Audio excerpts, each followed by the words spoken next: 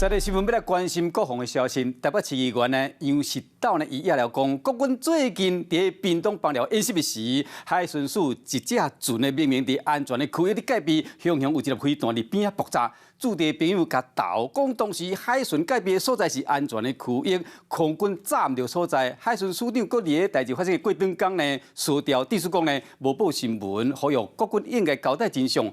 空军司令部新闻讲这有疏失，当时嘛有回失的。 好，这一次用2000磅的炸弹，那2000磅的炸弹投不准，你投到这个安全区域，你投到目标之外，而且还离这个巡防艇很近，离海巡的巡防艇很近。议员杨世斗也了，海巡差一点就去互国军甲做掉。空军伫咧邦寮演习，战机的飞弹竟然伫咧海巡的小船边来爆炸，有海巡的队员惊一个险险的昏倒。它只有35吨级，然后它上面大概只搭载8到10个人。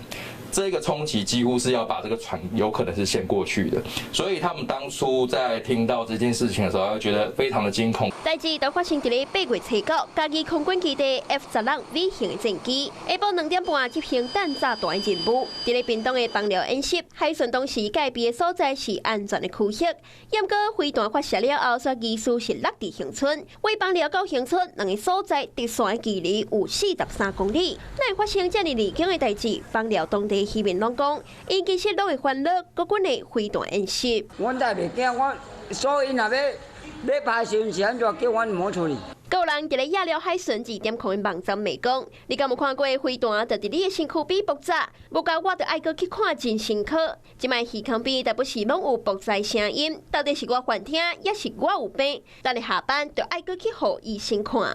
为了命中目标，且距离目标区过远。